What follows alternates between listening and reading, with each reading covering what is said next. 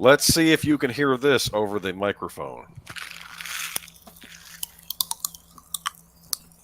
Oh, Pop Rocks. You know what that sound is, huh? It's Pop Rocks. Yep. Okay. What flavor? Watermelon. That was like my least favorite flavor, to be honest with you. I got a cherry one and a watermelon one in my stocking this year. Cherry's my favorite. Only had some soda to mix with this.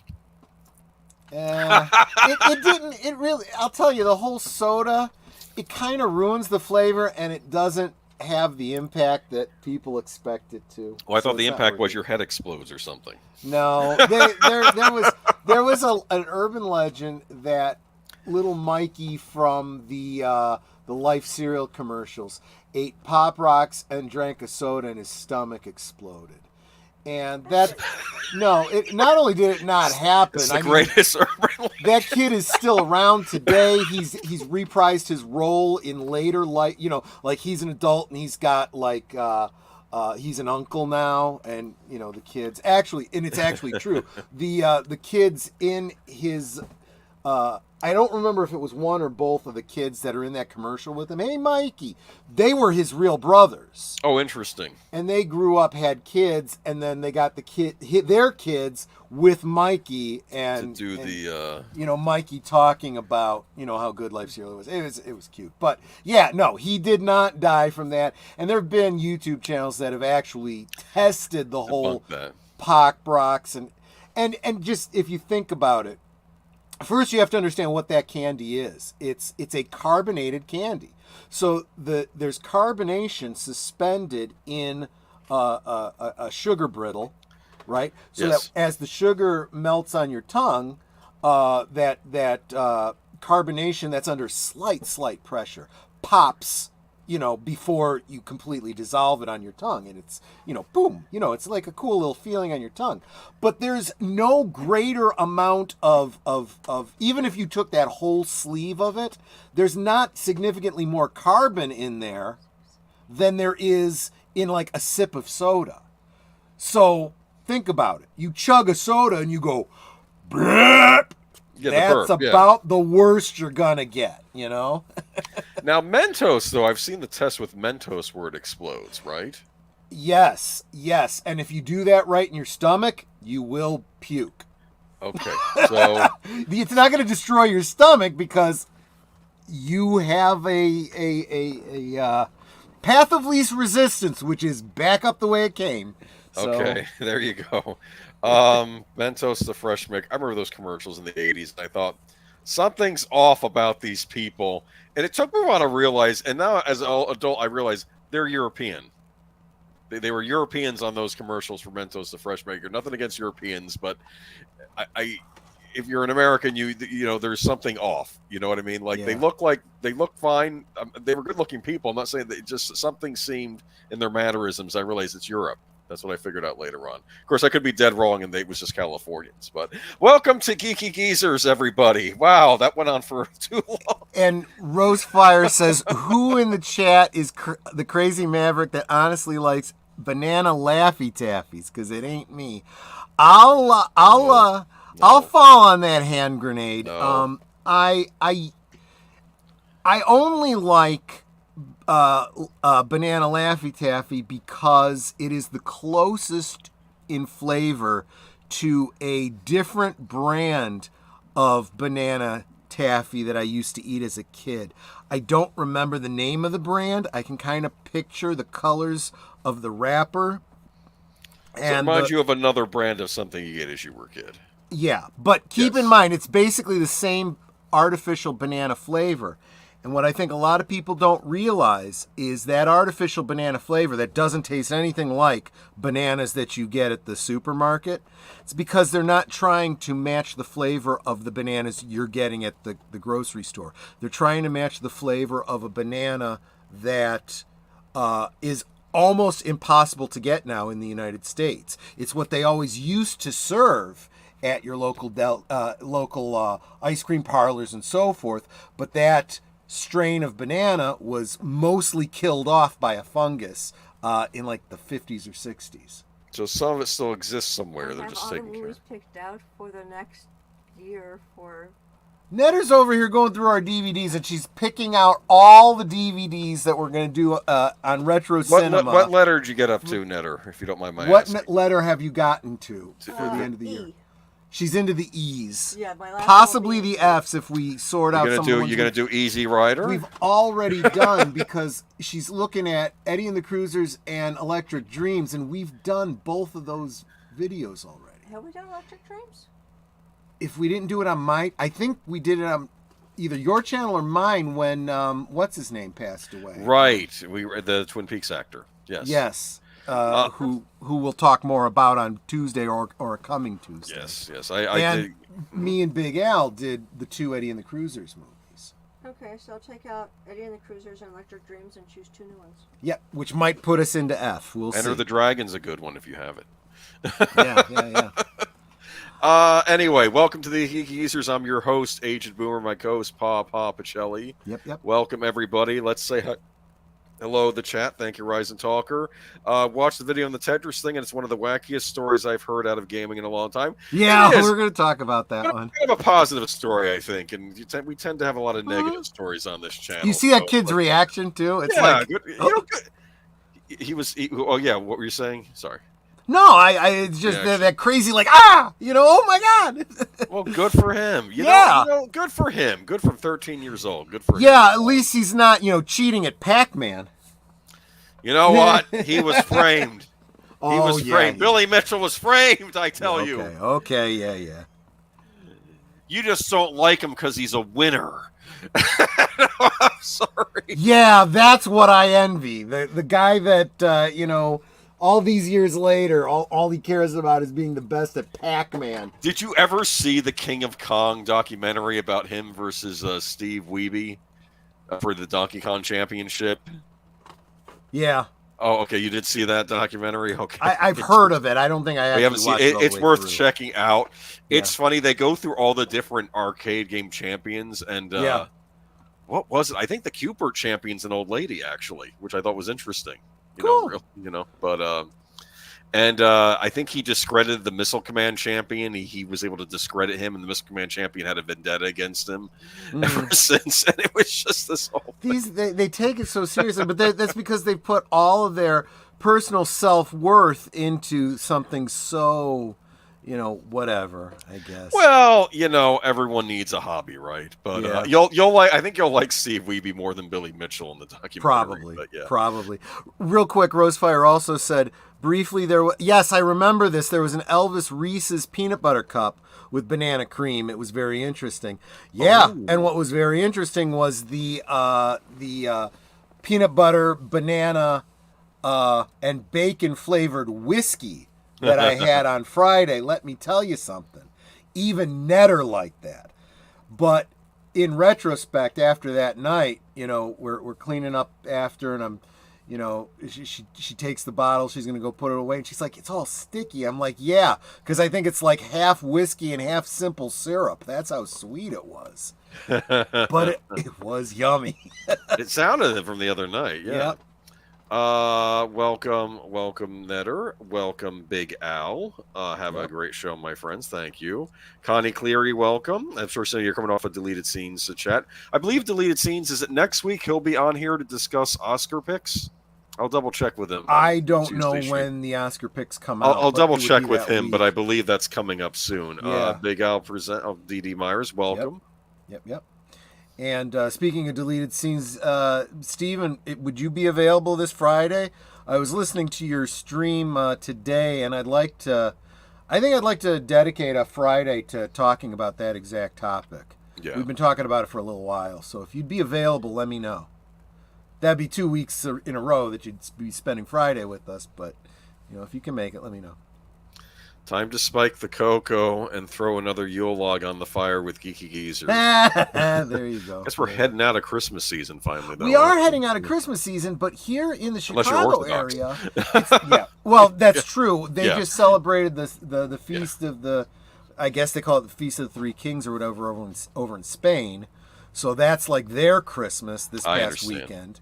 Oh, the three was it the three wise men? Yeah, exactly. Oh, that's interesting. I didn't know they had a feast about that. That's cool. Exactly. Yeah. And here, as far as the weather goes, we've just gotten our Christmassy type weather. We've had 2 days of flurries that have made it look just beautiful, and not any significant accumulation on the streets. So, there you go.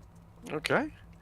I'm having fun with these fun Sunday night smoozes. I may have to leave here in about an hour. That's fine, Rosefire, but you can always catch the rest on the repeat. And I am starting to arc. Go ahead. Steven said the nominations are the 16th. So whatever, I would want to do it either the week after that, after the 16th, probably. Seraphim, welcome. I'm not a banana fan, though. Well, not everybody is. That's but, okay.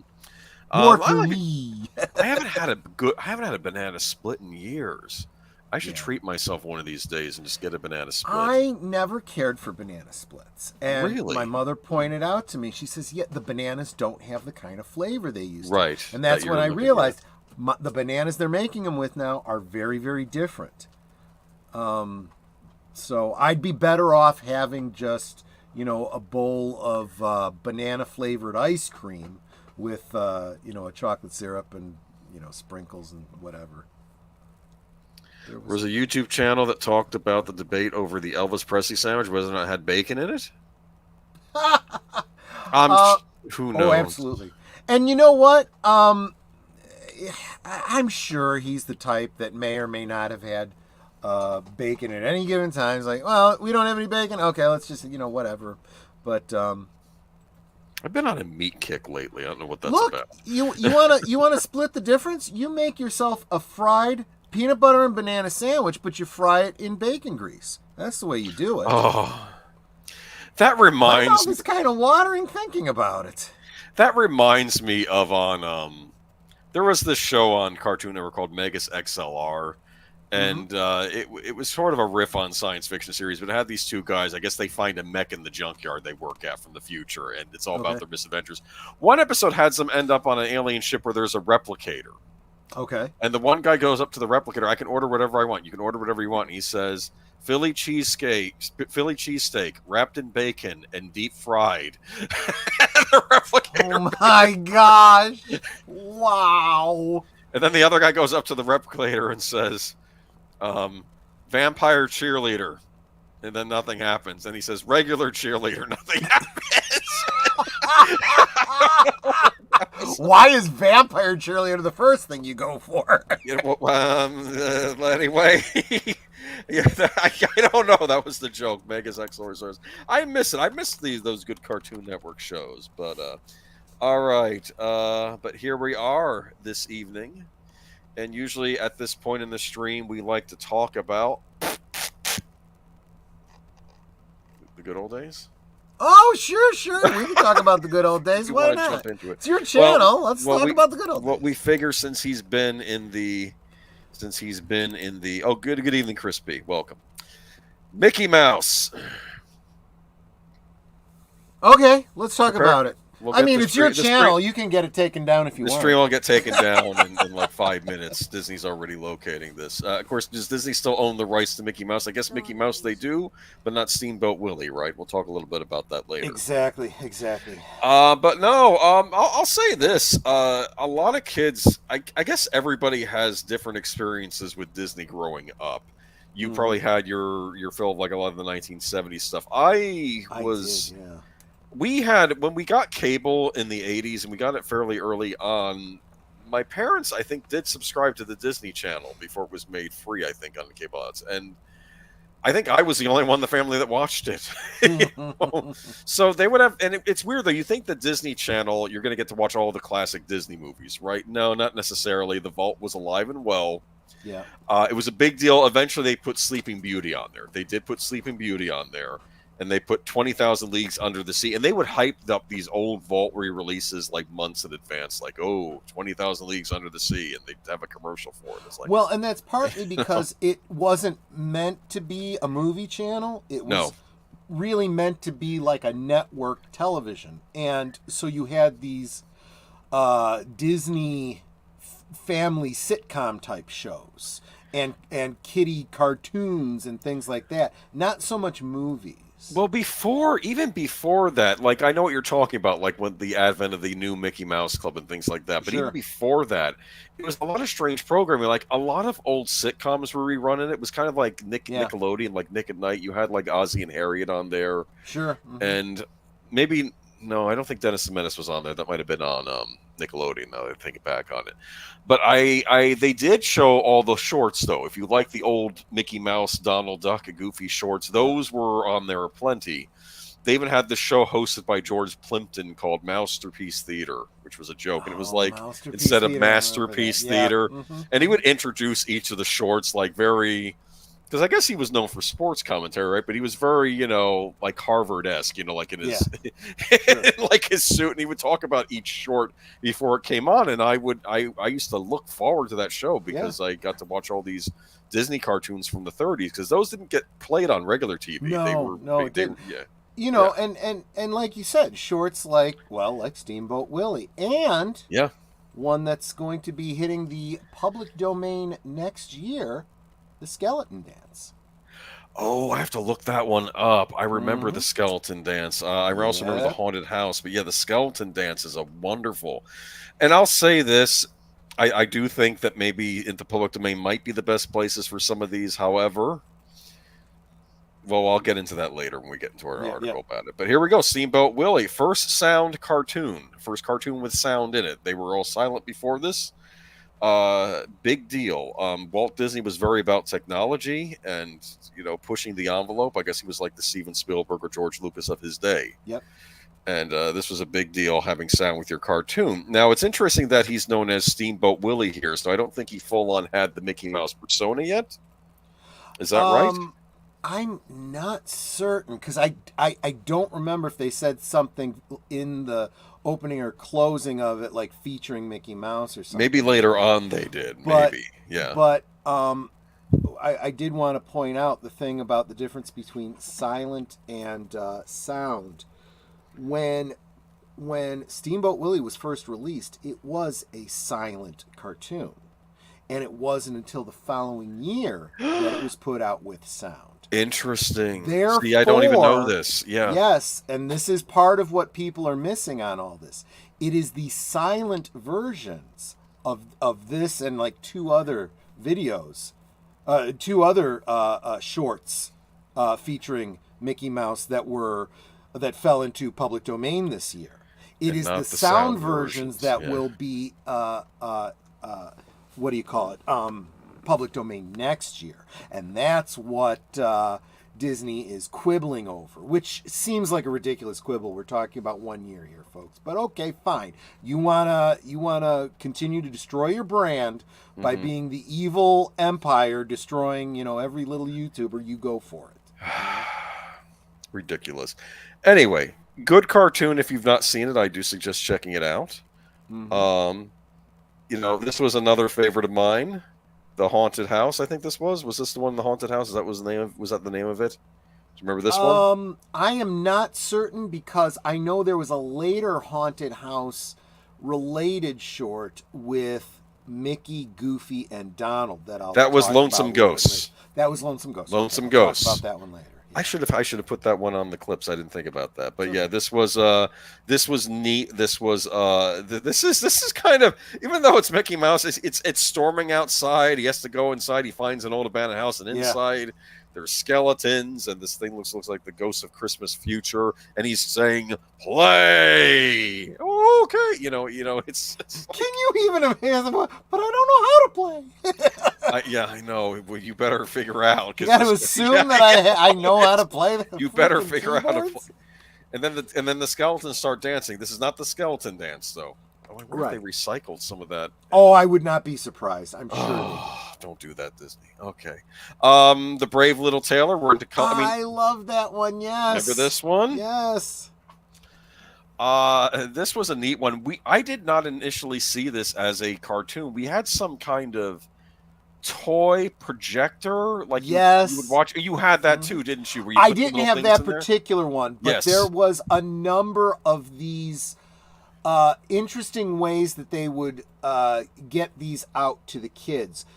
There was that projector you're talking about. Of course, everyone remembers Viewmaster. Viewmaster was another like way. that. Yeah, it's a little more fancier than what I was going to share you had to about. crank it. You had to crank it. I remember that. Yeah. Yep. And what was the Lonesome Ghost you were talking about? My brother had. It was like a storybook.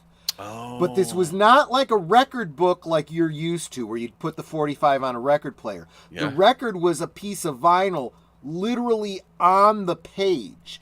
And the player, the proprietary player, you would put over it and hit a button, and you had to keep it very flat and hold it still, and the player would go around on the thing, and it would read off the record, and you'd get the voices, and you get the sound effects and whatnot. It was really kind of cool. Yeah, no, I mean it sounds neat. Well, since we're on Lonesome Ghost, you like that short a bit? That was that's almost like an early Ghostbusters. It kind of was, and with Mickey, Donald, and Goofy. I never actually saw the full version of that short. I only ever saw it in this storybook my brother had. So I always felt like there was probably more story there that I was missing. You know? Do you have the Black Cauldron on DVD? I'm wondering if they stuck it on there as an extra. I don't remember. If I do, it's probably a bootleg of it. Well, some of the Disney DVDs, they would put some of the shorts on as extras. One to get a hold of. You could also get the Walt Disney Treasures line of DVDs in the early 2000s, and I picked all of those up, except I didn't bother toward the end with the Zorro series. Maybe I should have in retrospect. But I got everything else that they released, and I got all these old shorts, and I was a big fan of these growing up as a kid. And it's funny because my dad was he was silent generation, so I would call him a Depression baby. Like he was growing up during the Great Depression, and was around when World War II was going on. He was a child when that was going on, so he would have seen a lot of these things too. So it was interesting. These are very Depression era style, cartoons. Like here's another favorite of mine: Mickey Mouse Through the Looking Glass. Have you seen this one? No, I don't think so. Walt Disney was obsessed with Alice in Wonderland. Some of his earlier silent pieces were like live action with animation Alice in Wonderland shorts. Like those might have been stuck on one of those Treasures DVDs somewhere. But before he even did his animated version, he really wanted to he loved Alice in Wonderland. So this is a short with Mickey Mouse sort of entering into his own Wonderland, and it's neat.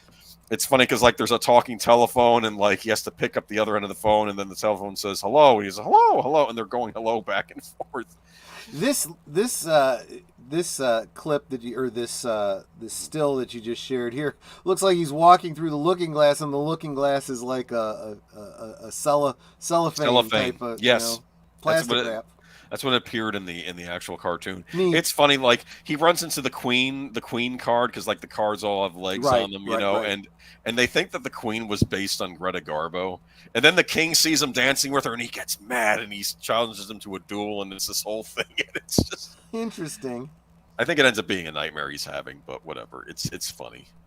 Of course, you may remember this one. This was the one. This was the trailer. Remember the trailer cartoon? Vaguely, yeah. This would be interesting. Sometimes they would do Mickey, Donald, and Goofy all in the same cartoon. This would happen a few times, even in the black and white days. It was almost like their version of the Three Stooges in a way. Kind of, yeah. And the whole concept of this is they're on. I guess they're on vacation. I guess this was before you had the the RVs, right? You had these trailers you'd attach to the back, and it's look, you have a little kitchen back here. You can make yourself some food. They're eating corn on the cob, and you can and I think they're eating lunch while the car is going on its own. I think Goofy like sticks it in drive and gets back there, and they're, well, who's driving? Oh, don't be ridiculous. I'm driving. And they're like, what? And then he has to get up front. And they're about to go over a cliff, that sort of thing, But yeah, go ahead. You know what? I just noticed that Dee Dee Meyer just was talking about that player. I was looking to see if I could find it online, and what I did find was Amazon's. Somebody is selling that book I was just talking about. It was called Disney's Ghost Chasers. I just dropped the link for it. Oh. If you feel like you want to share it, or someone else wants to look at it, it shows that little record on the page the way I was talking about. Unfortunately, it doesn't show a picture of the player that was required for it. Wonder if I could look it up that way. I don't know. But anyway, this was a funny little short. Do you remember Mickey's Christmas Carol? Oh, absolutely, that one. Yeah. Scrooge McDuck as Scrooge, which made perfect sense actually. Yeah. It may be on the nose, but it's perfect. It's worked perfectly. It's Yeah. Pluto is driving. I forgot. I remember. Or maybe I don't know if he was in that. Yeah, they would do Pluto. Some of the Pluto cartoons were funny. Like the one where he's being abusive to Mickey's cat, and like Mickey says, you'll be sorry when you go. I forget. And basically, he has this. I think he dreams about basically dying and then going to the afterlife, and he ends up in hell, and it's basically run by cats. Yeah. it's just very bizarre. Short. I miss classic Disney. They really were great. But even the newer ones, like this one, The Prince and the Pauper, which I think was made in the 80s or 90s. This was a good little short as well. I guess based on the Mark Twain story, if memory serves. Is that it? The Zoom images or whatnot? Yeah, that's a picture of the player. It was Fisher Price. I didn't realize that was a Fisher Price thing. Good for Fisher Price. Yeah. Yeah, but I do miss, and of course, Mickey Mouse. You found him in other things. I remember this video game, Mickey Mania, The Timeless Adventures of Mickey Mouse. This came out for major consoles. I think it was back in '94, if memory serves. And what was neat was you could actually go into and each level was based on one of the original cartoons. The first level is Steamboat Willie. Right. The level is actually in black and white. It becomes color over time, but it starts out in black and white. That's cool. And Mickey actually runs into Steamboat Willie, and they look at each other quizzically, and then Steamboat Willie runs off like it's an uncanny. Yeah. So I don't know, and I kept thinking, well, does that mean Steamboat Willie isn't Mickey Mouse, and that he's a different character? What's going on here? And then later, in my mind, in my headcanon of Disney, I always assumed that Steamboat Willie was a character played by Mickey Mouse. Yeah, that makes more sense. Yeah. But here you go. And here we have. It's I guess it'd be like in what do you call it in Last Action Hero, where Arnold runs into the characters. Yes, Jack Slater, exactly. In real life. But yeah, this is from the game. This is actually from the Mickey and the Beanstalk level. Do you remember that short, Mickey and the Beanstalk? It was. I do, absolutely. In that it was in the movie Fun and Fancy Free, and it's I think it's Mickey, Donald, and Goofy, and they have to end up. I think Goofy. They give him money to buy food, and he ends up buying a bunch of magic beans instead, right. I think, or something. And it's I don't remember. But levels black and white sounds very Super Mario Wonder. It was a great little game for its time. The Super Nintendo version kind of is not good of that game, but if you had it on Genesis or Sega CD, or if you were in Europe, you got it on PlayStation 1 as well. It was a Sony-made game. So I don't know if it'll ever see the light of day again, but It was pretty neat. But yeah, but that's Mickey Mouse, who I guess is public domain. Well, again, the cartoon itself is public domain. The character of Steamboat Willie, I believe, is public domain. Interesting. But Mickey Mouse himself is a trademark of Walt Disney Corporation. They will continue to protect that trademark, so you have to be careful how it's used. Even if you do something with Steamboat Willie, it's got to be very clear that it is not Disney related. I was actually thinking about putting together a parody Disney logo that says not Disney, just for the heck of it, but I got busy with other things. Horizon, yes, well, that can happen. But Horizon Talker mentioned Epic Mickey. I don't know if you ever heard of the game Epic Mickey. I forget who did that. Was it American McGee? It was one of these things. To be fair, I pick on Disney, but I think that was their attempt to make a AAA blockbuster game. Yeah. And the plot of the game was this: Mickey Mouse ends up in a world that's filled with all forgotten Disney. Wow. Like all the stuff people forgot about. Like maybe the cauldron from the Black Cauldron was stuck in there. I think like something from Tron was in there, and he runs into Oswald the Lucky Rabbit. Wow, there is a deep dive for And you. it was like this weird thing. I think in the sequel they end up being friends, though they work together instead. But because I think at that point Disney finally got the rights to Oswald the Lucky Rabbit back. But let me just see if we missed any comments. Any Mickey Mouse fans in here? Yeah, there's a lot of comments here. Have you seen Steamboat Willie horror? We are going to be talking about that. We'll talk Steamboat about that Willie later. horror. And Steamboat Willie Blood and Cheese. Oh, you got to be kidding me. Maybe That that's title not the title. Yeah, we'll get to that article. That's have one you of the read first ones we'll get to. But have you read any of the Mickey Mouse stories by Floyd Gunderson? He wrote MM Adventures for over 30 years. 30 uses a gun, punches, kicks, and escapes death traps. I might have. I had some Mickey Mouse comics growing up, and I think I recall one where he ends up. I think it's another one of these ones where he ate too late at night or something. Like he said, I don't. And then he had a horrible dream, and I don't know if he got shrunk down to an ant size and was running around with ants and stuff like Ant-Man. I don't remember. It's been so long since my I dad had some of the Mickey Mouse and some of the Scrooge McDuck comic books in his barbershop. So I kind of thumbed through them a little. Yeah, the I think the DuckTales, the Scrooge McDuck comics, they were written in Germany, right? That's where they were made. The Donald Duck honestly comics. don't know. Yeah, I don't know anything about the history. Very popular over there. Rosefire. Let me see though. Let's see. Pluto is driving, but yeah, Mickey's had the book version of Mickey's Christmas Carol. I kind of wish. I don't know what happened with Disney with these characters. I know that they had done some shorts a few years ago that were more done, I guess, like Flash animation style. Maybe they were a little better than that. Maybe I'm being too harsh on them. I know that they changed Donald's personality a bit. He was more, instead of being angry, he was more like cynical, I think, just like he'd been spent already. Maybe they didn't want to make him angry again. It's not necessarily a bad take, but I noticed they changed. Well, if those of you that have seen Steamboat Willie recently, and let's face it, just about every freaking YouTube channel is posting it right now, so you should be able to see it. Very different kind of Mickey Mouse than you might have grown up with. It's very of its time. It's the kind of humor that you saw in cartoons back then. Walt called it. In fact, Walt would get angry when some of the animators did this, but a lot of what they called barnyard humor, yes, exactly, was in a lot of these shorts. Which you'd see it a lot with Popeye cartoons over at Universal.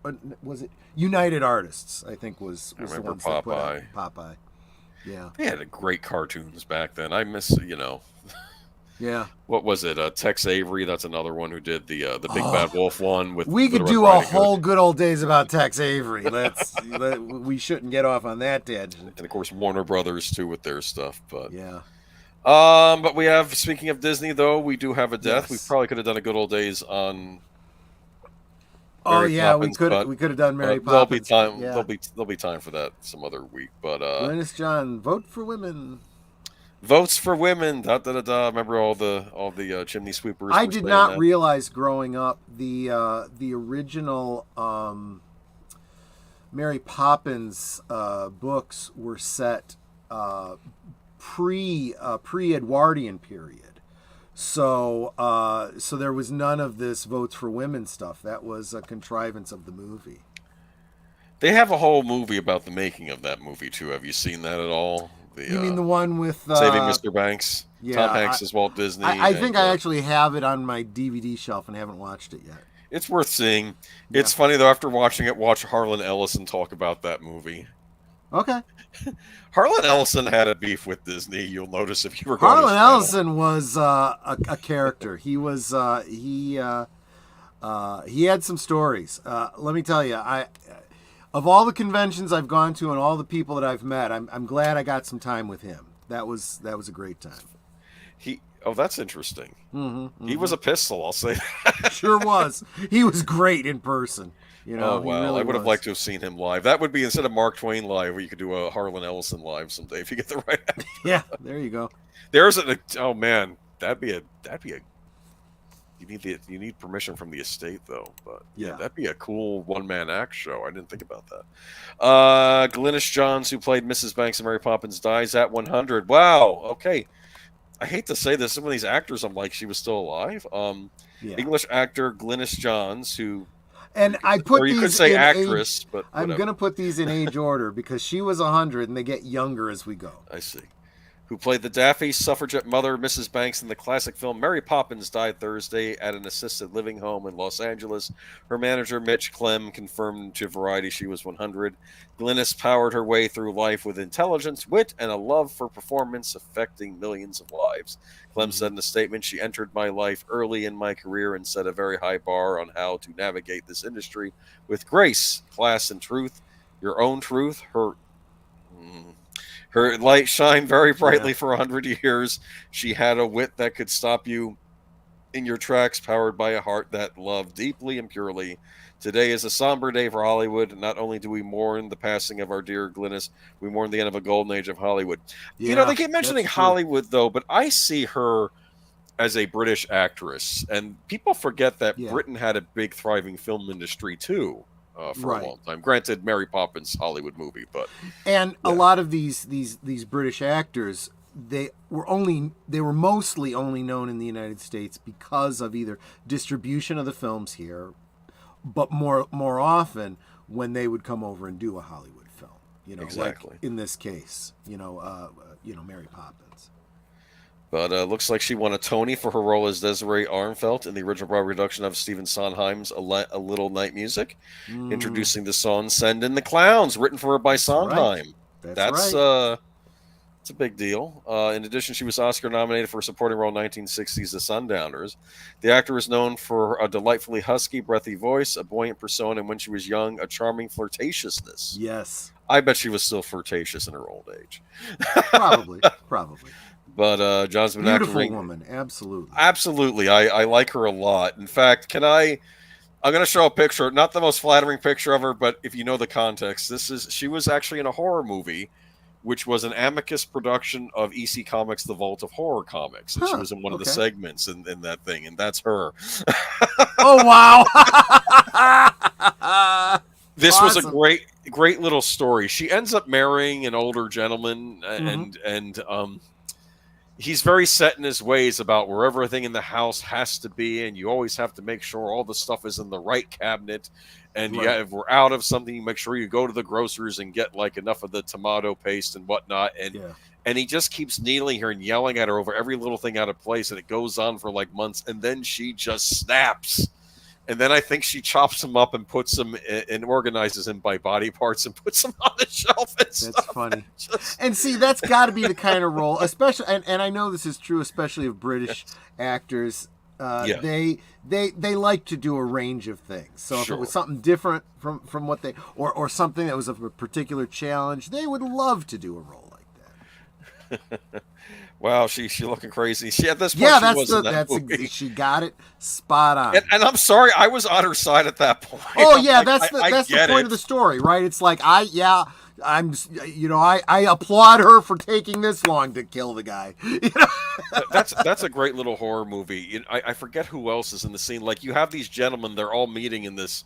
I think they get stuck in the elevator, and the elevator brings them down to this parlor room with drinks, and they're like, well, the elevator's stuck, guess we always have a drink. And then they start recalling what the last thing they remember happening to them, and then it's all these little horror stories, and I guess maybe they're in hell or something, or on their way or something. But they're different actors there. One of them is Tom Baker from Doctor Who. Remember him? He's in one of the segments.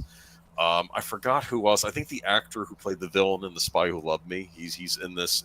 It was a good little horror flick, but anyway, though, looks like she was going strong for a lot of years. She was in the American movies such as 1994's The Riff, starring Dennis Leary, in which she played the mother of Kevin Spacey's squabbling character.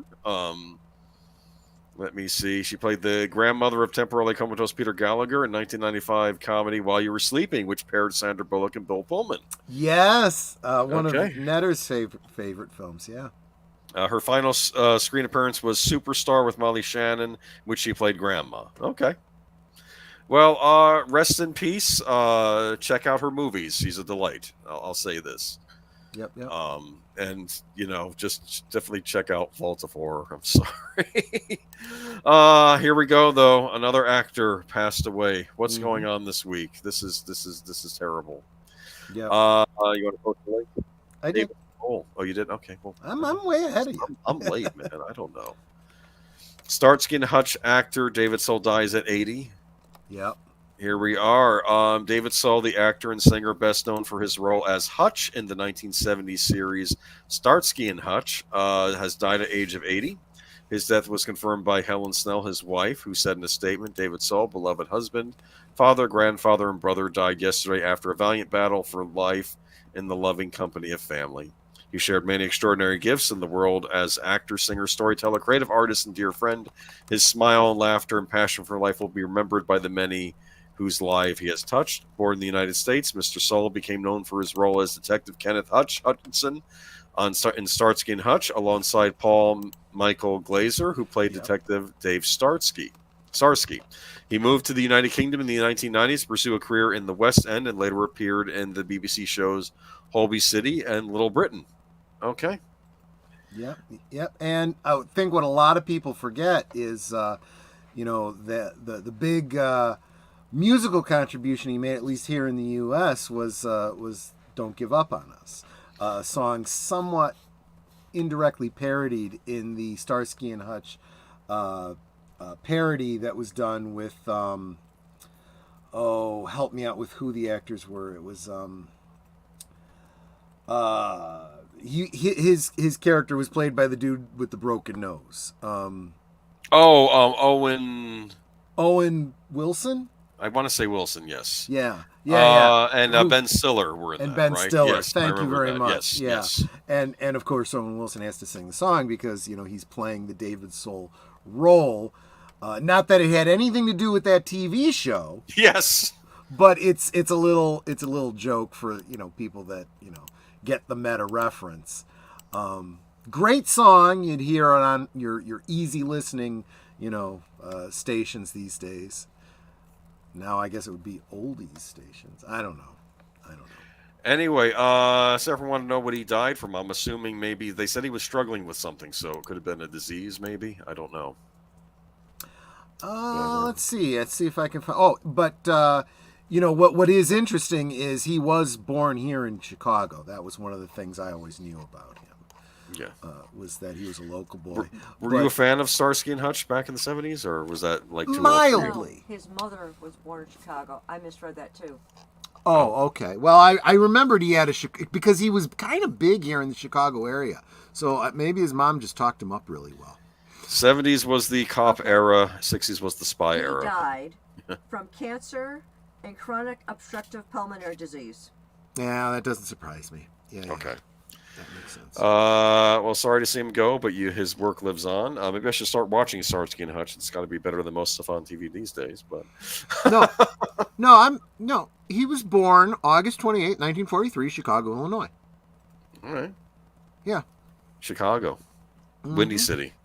Is it really windy? You've been there. Well, there's a couple of legends about why it's called the Windy City, but putting aside the humor and the political jokes about why it's the Windy City, anybody who has spent any time downtown near the lake and between the tall buildings knows, yes, it can get very windy. Absolutely. Yes. Yeah, okay. Well, I believe you. Let's go to Tom Wilkinson next. This was one that kind of slid under the radar for us during the holidays, and thank you, David Pensack, for sending this to us. Otherwise, I would have missed it.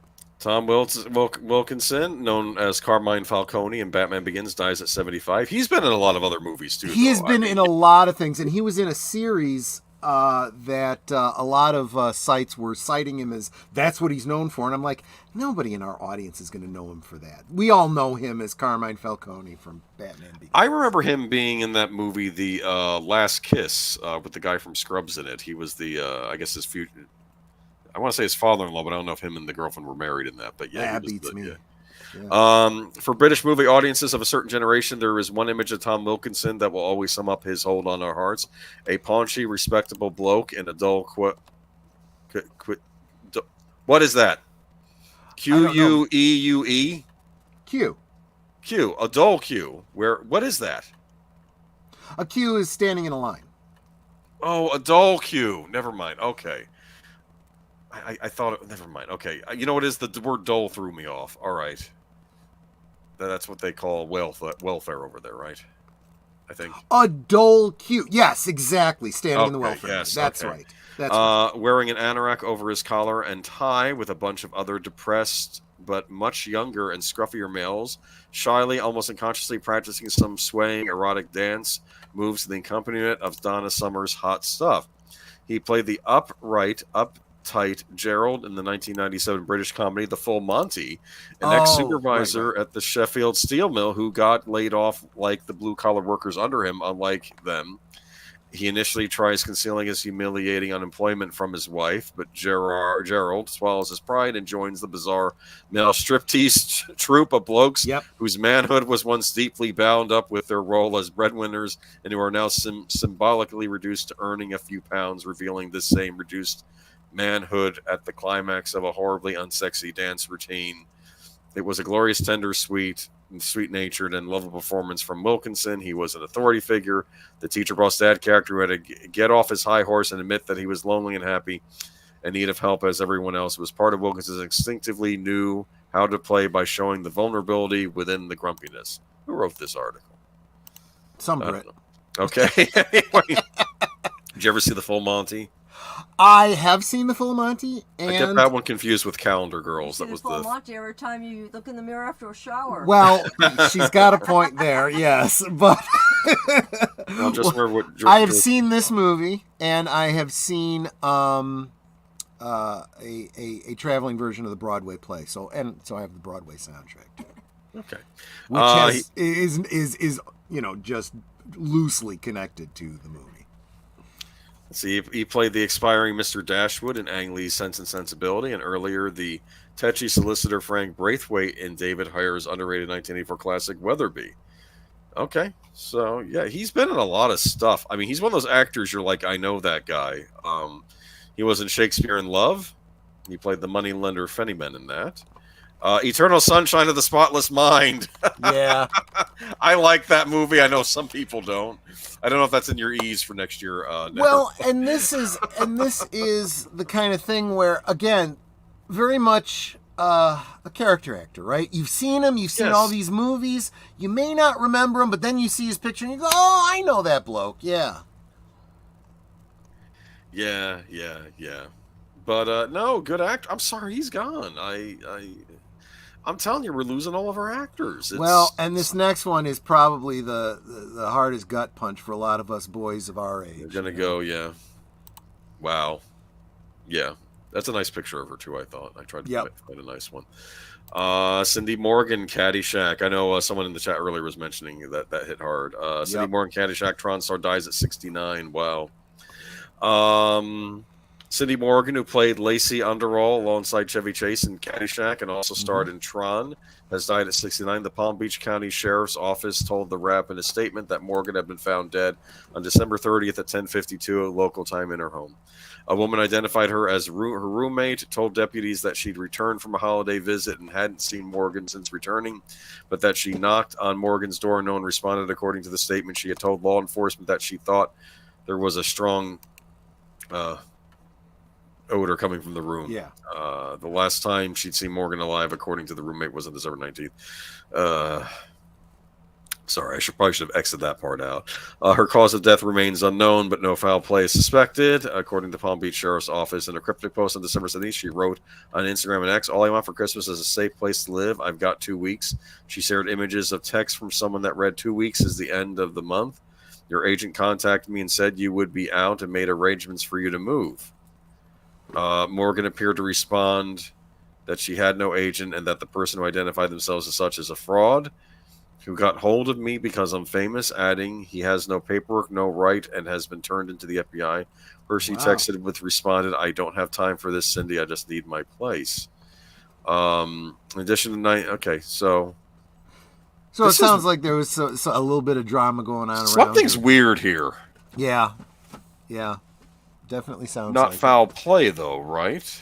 I don't think so. It sounds like just because of timing, because of what was going on in her housing situation and her roommate being away for the holiday, it sounds like she had some sort of a medical situation, Right. and passed away because she was alone for an extended period of time. There was no one there to, either call 911 or, realize until she'd been there for, it sounds like 2 weeks. That's sad, but these things do happen. It's just, a quirk of timing, it's not our timing, right? Yeah. So yeah, she starred in Tron. She starred in Galaxis. What is that? I don't know. That one I don't know. Caddyshack, Silent Fury, Oh, and yeah. she guest starred on The Love Boat. Of course. Yeah. Everyone has starred on The Everyone Love does. Boat. And you know what? A lot of people joke about Love Boat, but if you look back at the Love Boat, yeah, you'll see a lot of actors that, were bigger, and now, they say, well, Love Boat was the show for has-beens, right? Yeah, but there's a lot of people that showed up on Love Boat before they got big and became big subsequently. So it was like the whole wealth and breadth of people in their various careers in entertainment. Continuing Chronicles says she had people mistreating her throughout her life. This manager was nothing new. Okay, so I'm sorry to hear that. Yeah. I'm wondering if maybe what else. Let me see. She landed the role of Tron. Outside Hollywood, Morgan worked with military veterans from the Afghanistan and Iraq wars. Okay, so her death was first reported on TMZ. I don't know. Yep. So rest in peace. I'm sorry to see her go. I'm just trying to figure out. And I think another thing that bothers me is, she was great in Tron. I wish her role had been larger, and especially with the way the whole Tron franchise is playing out. Nerd Cookies just dropped a great video about everything we know about the supposedly stuck in development hell Tron 3. That's definitely worth checking out. So that's like another element to this. It's like, oh, Tron, another Disney franchise being ground down because nobody's developing it or knows what they're doing. Well, they're doing this Tron Ares supposedly. I mean, granted, I never know what they're doing though, because they always announce these things. Until I hear cameras rolling, I'm not going to believe anything. That's what Nerd Cookies talks about in this video. So definitely check it out. Knock it off with the announcements until these things are definitely happening. It's starting to annoy me. And I think someone should bring that up at the next time Iger has to talk to people. What's with all these announcements of movies that never get made? And it's incessant. I don't see. You hear other studios doing this. You're like again Disney falling does. into the trap of thinking that Iger and Disney actually care about running a decent business that makes money and is profitable. This is not their motivation at all. When you understand their motivation, what they're doing makes perfect sense.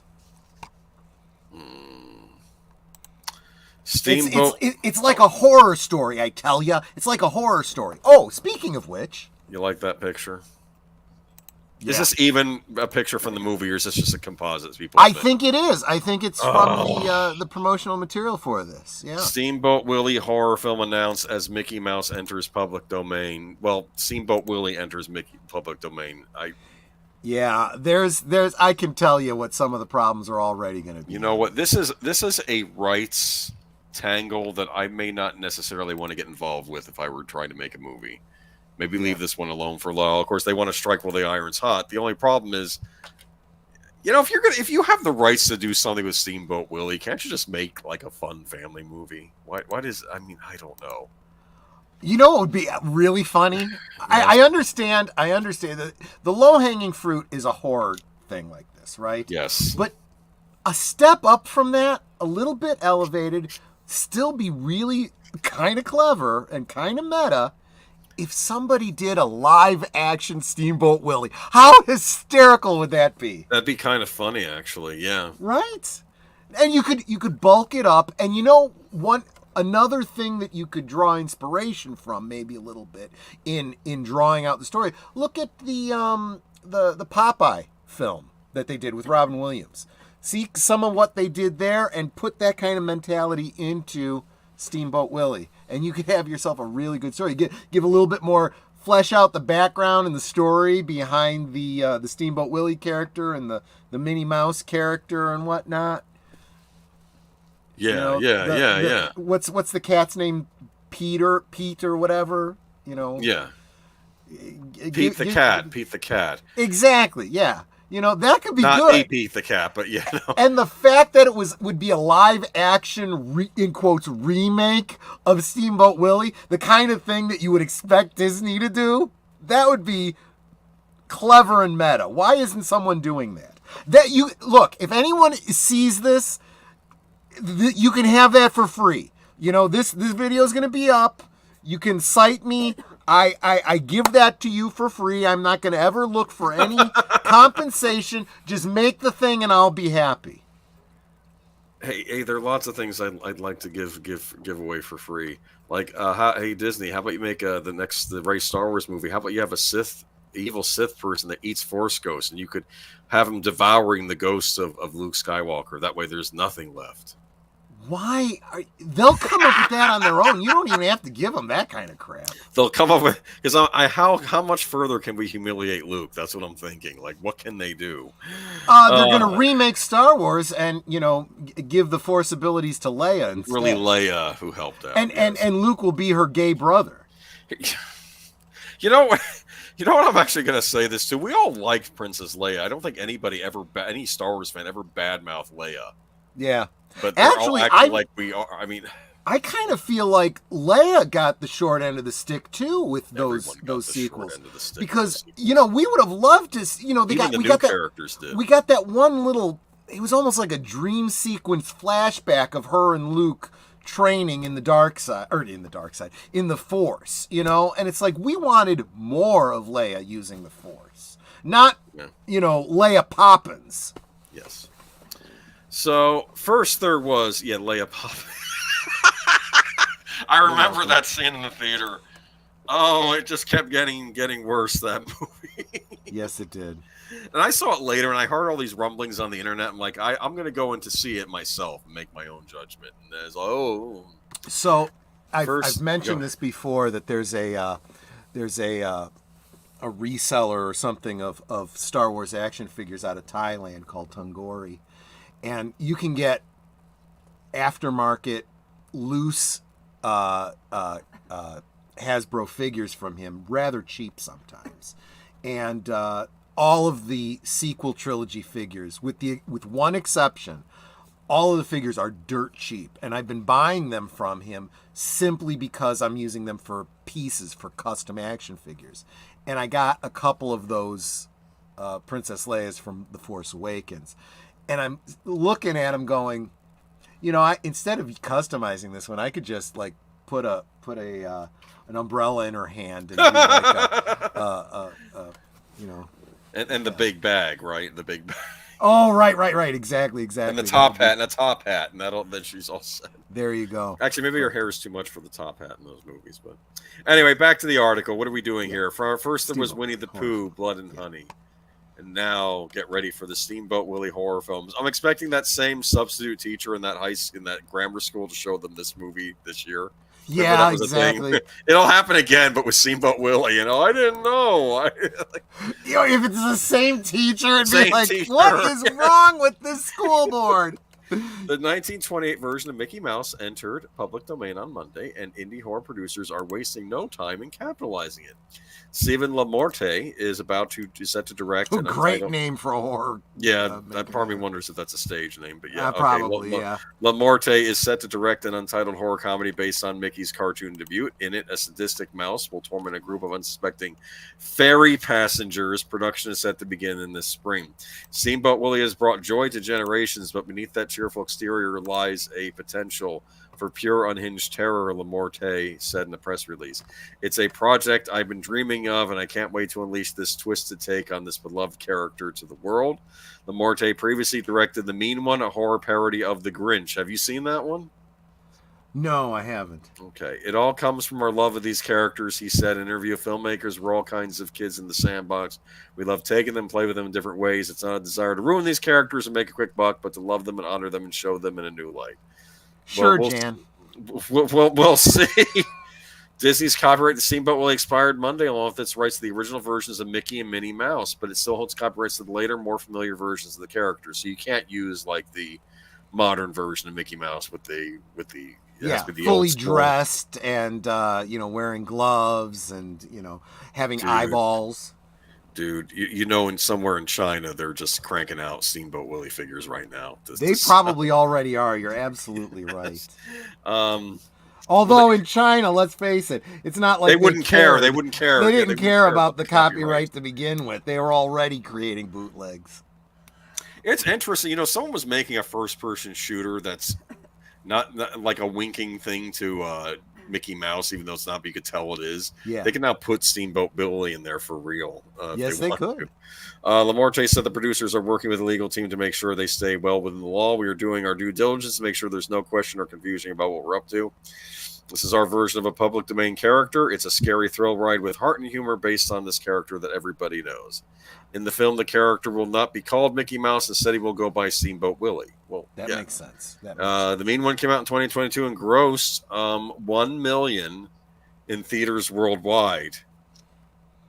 I know that doesn't seem like a lot, but it was made for $20,000. I don't know how much it was made for, but I'm just saying. No, there is something to be said for that. If it's made cheaply enough, you can still pull a profit, The producers of that film, Lamorte, Amy Schumacher, and Martine Malol, are teaming up with Steve Della Sala and Michael Levy, producers of Terrifier 2, which grossed $15 million. I've not seen Terrifier 2. All I heard about, there were articles online saying people were puking after seeing this movie.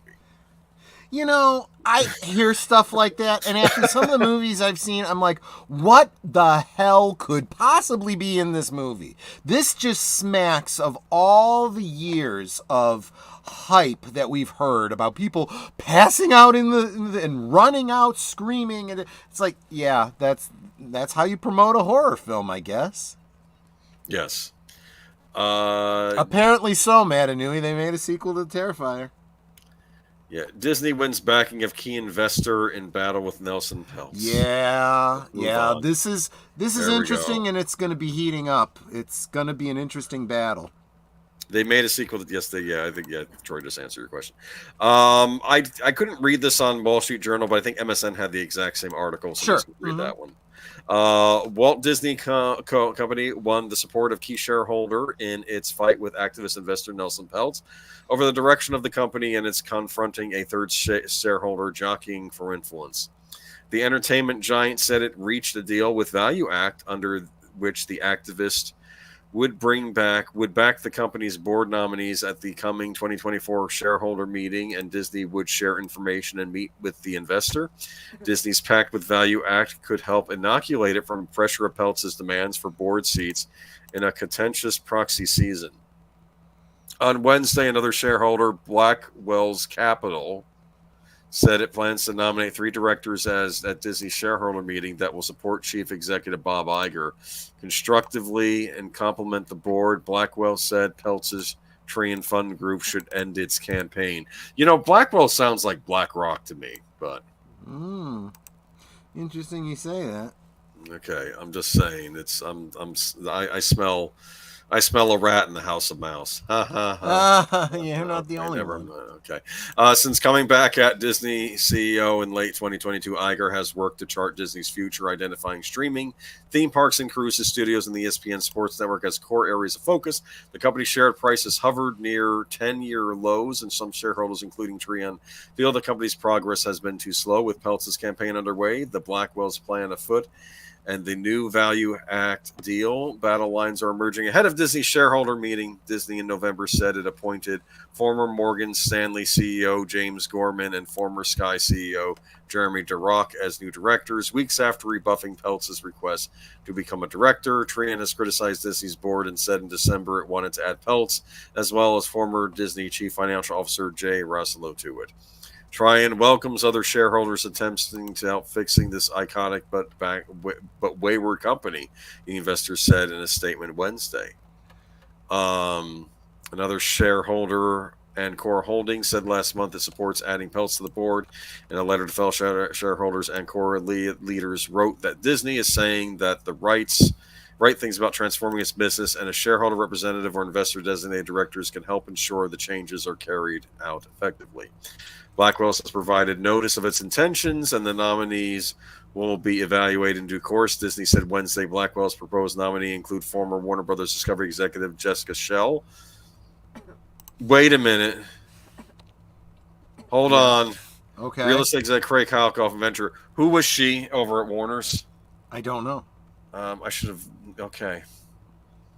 I'm going to investigate that. Not today, not right now, though. I know Warner Brothers cut a lot of dead weight, if you don't mind my saying so. But yeah. Okay. But anyway, so basically what this is saying, though, is we're heading into a fight, right? Yep, that's exactly it. And so I guess the big takeaway I would point to here is, it's not a done deal. It's not just even though, like I said, we had this dust up start about a year ago, and since then Nelson Peltz and his allies have been buying up more stock. That does not mean that it's going to be a simple done deal. Yeah, it's there are players involved here that have opposing viewpoints on where the business has to go, but ultimately it's all going to come down to the overall shareholders. You need to really be voting with you. If you're a shareholder, voting with your dollars. Go to Nelson Peltz and say, look, I got some stock, you can have my, pittance too, whatever. Do you think it's going to get fixed, or is he's going to get knocked down again? This article that we just covered, this element makes it anybody's game. We got to see who wants it badly enough and who's got the most money to buy up the most shares. That's what it's all about. It really is a fight for the soul of Disney. And I know many of us believe that Disney's soul is already lost. But the reality is it's a brand. It's not a person. But that brand can be purchased and controlled by one of two different camps, and that brand can be rebuilt. We'll see if it does or not. Where's the remaining Disney family members? Are they involved anymore? I know. Yeah, they're way on the left side. And Roy wasn't, though. Roy wasn't. No, Roy wasn't, but the kids are. And then forget it. And they don't even own significant stocks in it anymore. They're just coming out of the woodwork to spew a bunch of woke bullcrap. Okay. But their words mean nothing. When someone says, the daughter of Roy Disney or whoever, is claiming this, that, and the other, and they would have wanted this, and, this is the way it's like, shut the hell up. You're nobody. You are literally nobody. You didn't have anything to do with this company. You never did. You just happen to have the last name Disney. That doesn't make you anybody. Yeah. I guess at this point, no. It's the apple has fallen far from the tree. Very far from the tree. It fell far from the tree and then rolled down the hill into a valley. It said here, though, that Treon launched a proxy campaign toward the end of 2022 that called for cost cuts and board changes at Disney, but it ended it in February after Iger said he would cut $5.5 billion in costs and reduce Disney's headcount by 7,000. That's when all the layoffs were happening. Yep.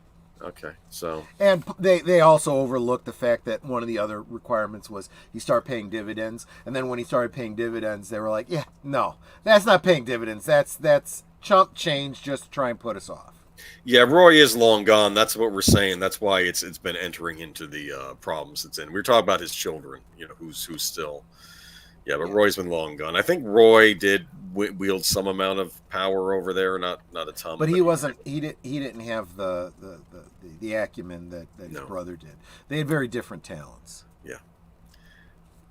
All right, here we go. Universal. Yep, someone was asking about this. We're going to get into it. We've kind of alluded to it before. We've seen it happening. Oh, I want to read his last comment before we start. The one who inherited great names only deserve to be listened to are the ones who truly continue the legacy, like Christopher Tolkien. Yeah, Exactly. he did. I credit him for taking care of. Let's face facts. The stuff going on at Lord of the Rings now could have been happening a lot sooner if he hadn't been there as a caretaker. And I'll tell you something else. That is a perfect example, right? Because Christopher Tolkien took it seriously, as seriously as his father did. He protected it. Once he died, the remaining family members, they didn't give a crap except about money. And they sold it off, and now you have it where it is. You know, apparently, it's all over the frickin' place. Same thing happened to Disney. Once Roy and Walt died, you know, the rest of the family didn't care. They sold off their interests. That's why it's a corporation that it is. And that's also why I say these people coming out that were related saying this, that, and the other, you sold your birthright. So your words mean nothing. And I'm going to piss off a lot of people. I say the same thing about George Lucas now. George, you sold it to Disney. I don't care what you were going to do. What you did was you sold it to Disney. And you are as responsible as they are because you gave it up. You sold your child to the white slavers. You said it yourself. He had kids. He adopted a bunch of kids. Could none of them were interested in taking over the company? Lucasfilm? I'm guessing it was the same kind of situation. They weren't the creatives. They weren't the business people. All right. They were not the people to run the business. So the best he could do is sell the company and give them the money. All right. Okay, I'm back. What did I miss?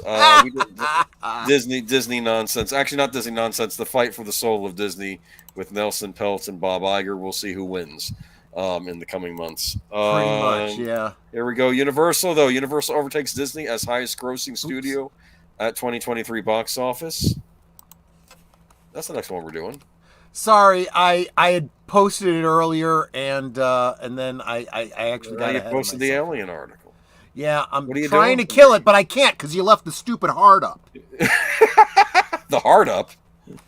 The heart. H-E-A-R-T. Heart. What is that? I on my channel. How do I get rid of that? I cannot. Yeah, you were yelling about that with deleted scenes. I will get rid of that. Why is it that now there is no 3 dots for me to remove my comment? I can remove anybody else's comment but my own. Hold on. Let me look up. That is so stupid. That happened yesterday. Remember, you told me to refresh my screen and it came back. Did it? Yeah. Hold on. Let me get rid of this stupid heart thing. Please do. Yes. There, you're right. Thank you. How's the chat feeling right now? Stupid All right, YouTube. Okay. Okay, he has to go to edit in YouTube. Okay. Edit in YouTube. Tell him how to get rid of the heart. Tell me how to get rid of the heart. We can do it after the stream, or maybe we should do it now. Edit video. It's during the stream though that we need it gone because it causes this kind of problem. All right, so I'm on the edit video where you can change the title and everything. Yes, on the left hand. Live reactions. Okay, so we got none of that, sweetheart, because you were talking over him. It's all right. It's all right. So what am I looking for on the right? So from the edit video on the left hand side, there is, what is it? On the right side, it's left side, customization. See it. And then uncheck live reactions. Uncheck live reaction, and then uncheck save. Live reactions, and then save. Yay! Look at that. There, and it goes away. There you go. And people need to learn their left from their right too. So. Yes. Well, you have trouble sometimes because sometimes you see it the opposite, right? I don't. Anyway, here we are. Yeah, thanks, Lady Miss. She's the one that explained to me the other day about this, and Is this some new thing YouTube was doing? Yes, and we've been complaining about it, and there's nothing we can do about it. Do I have to do this for every stream? Yes. Oh, no. It's not like you can toggle it off. And I have complained about this, and a lot of other people have. So you must do it on every stream. Right. It's got to become a part of your routine when you set up a stream. Well, you can yell at me next week when I forget. Yeah. Okay. Hey, everybody. Universal overtakes Disney. This is good news, right? I mean, it's inevitable, in my opinion. This is what happens when you allow your business to, go down the tubes, the competition is going to come and overtake you. Sorry, I know that Disney desperately wants this to be a Marxist, socialist utopia, but it ain't that, at least not yet. So in the meantime, the more they F around, the more they're going to keep finding out. So let's see. Thanks to Mario, J. Robert Oppenheimer, and Megan, Universal Pictures ranks as the highest grossing studio at the 2023 box office. Look at that. The company slate a range of 24 films that included the Super Mario Brothers movie. Oppenheimer and Megan collected $4.907 billion in worldwide ticket sales. Universal's victory is notable because it marks the first time since 2015 that Disney was not the global box office leader. Disney slid to second place in terms of market share as its 17 new films, Guardians of the Galaxy Volume 3, Indiana Jones and the Dial of Destiny, and The Little Mermaid, among them ranked in $4.827 billion globally. In the note to the press, the studio particularly attributed the $80 million difference to the fact that Disney released 7 fewer movies than Universal in 2023. Of course, that's the reason. It also went on to stress that Disney had the most titles of any studio in the top 10 this year, with the 4 of the highest grossing. This is spin, isn't it? Never mind. A bit, maybe. Yeah. Okay. But the first time, I think Guardians did decently, didn't it? Guardians 3. It did better than anything else this year. Okay. That year. Disney didn't have one of the top 3 movies. Those spots belonged to Warner Brothers' Barbie, Universal's The Super Mario Brothers movie, and Oppenheimer. I'm shocked Oppenheimer did as well as it did. An R-rated drama that lasted 3 hours. I finally watched it the other weekend. Did you like it? That was pretty good. I wonder... Part of me wonders if you're going to start picking it apart for historical accuracy or not. Sure. It may be accurate. It may be. I don't know. I haven't seen it, so I can't. It's just it was interesting. It was interesting seeing Robert Downey Jr. in a different kind of role. So I'll give it that. Disney indeed remains a box office powerhouse, but the reality is most of the studio's 2023 tentpoles failed to deliver up expectations. Guardians of the Galaxy Volume 3 was the only clear triumph. Otherwise, a string of underperforming sequels and remakes. Ant-Man and the Wasp: Quantumania, The Marvels, and Haunted Mansion, to name a few, resulted in the studio ceding the box office crown to Universal. Okay, Haunted Mansion, I'm sorry. Did they do anything for that movie? No idea. I don't think that was advertised at all. I think I finally heard about it coming out in August. And why would you release that in August and not release that around Halloween time? Yeah, don't know. Wouldn't that have made more sense, to get the kids in the theaters to see I don't know. Just it should be noted that many of Disney's modest wins or even outright flops would be classified as smash successes for its rivals. The problem is that Disney movies are hugely expensive. Well, typically carrying production budgets of $200 million to $250 million, so they have high bars to clear in terms of profitability. So while Ant-Man and the Wasp: Quantumania ranks as the 10th highest grossing movie of the year with $476 million, it still ended up losing money for the studio in its theatrical run. Universal endured a few misfires as well, but none were as painful. The vampire comedy Renfield limped to $26 million globally. Book Club: The Next Chapter failed to reach $30 million worldwide. The first hit $100 million in 2018. And the animated Ruby Gillman Teenage Kraken barely hit $45 million. Although Fast X cost $340 million and barely broke even, the film grossed $704 million, enough to stand as the 5th biggest movie of the year. Wait a minute. I'm noticing a pattern here with some of these movies, that they're just costing too much to make, that they can't make the money back. We've been talking about that for a long time, really.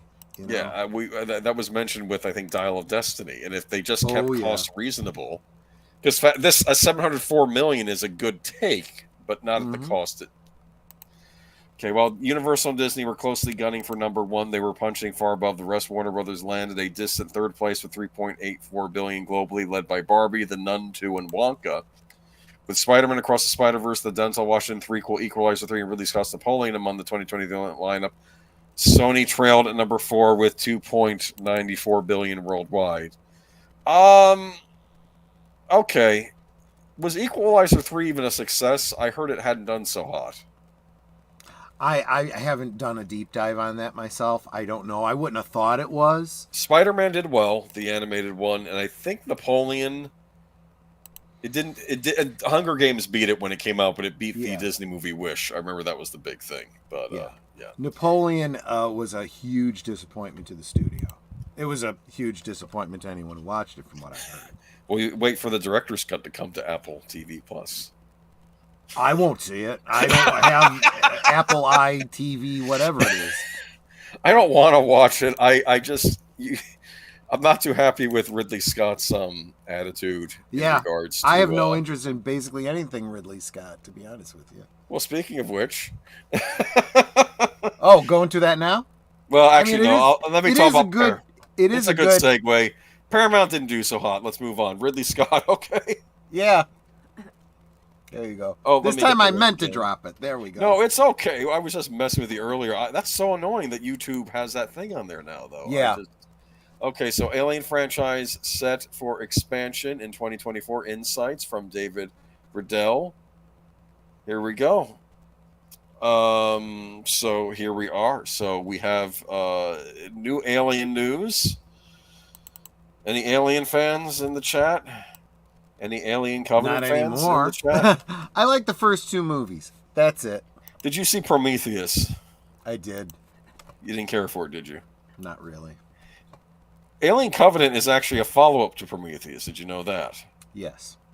I have a lot of problems with those movies, except for Michael Fassbender as that android. He's excellent in that role. I just wish he had been. It's kind of like Matt Smith as the Doctor. I wish he had been in a better stories, you know? Yeah, exactly. The Alien franchise, renowned for its profound impact on the sci-fi genre, is gearing up for a significant expansion in 2024.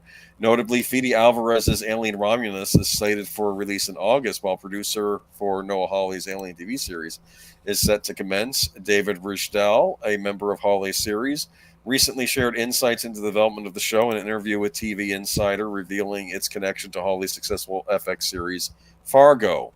Parallel universe of Fargo and Alien. Really, I thought they happened in the same universe. Fargo and Alien. Why not? Why can't they happen in the same universe? What would connect them? How would you know? I don't know. Ridley's an ancestor of someone from Minnesota or something. You know. Never mind. Okay. In an intriguing parallel, Rizdal drew comparisons between Fargo and the upcoming Alien series. I forgot they're doing an Alien series. That's the one I was not so much looking forward to. Much like Fargo's integration into the Coen brothers' filmography while maintaining its own unique elements, the Alien series is posed to follow a similar pattern. This approach will tie into the Alien franchise's larger narrative, creating an interconnected universe that will surely captivate audiences. Yeah. Wait a minute. Is Alien 3 and Alien Resurrection still canon now, then? I don't know. I'm hearing crickets. Did you see Alien Resurrection with the Winona Ryder android? That's the one that took place in the future. They cloned Ripley. Yes, that was horrible. If they are retconning that out, then so much the better. I think Joss Whedon wrote the screenplay for that one. But, oh God. Anyway, the Alien TV series features a star-studded cast including Sidney Chandler, Alex Lothar, Essie Davis, Samuel Blanken, Timothy Oliphant, he's good, and Kit Young. Rysdale expresses excitement about joining the iconic sci-fi legacy, raising anticipation for the show. Although the premiere date for the Alien series on FX is yet to be confirmed, the legacy of the original films, considered to be the best in the sci-fi genre, has set high expectations.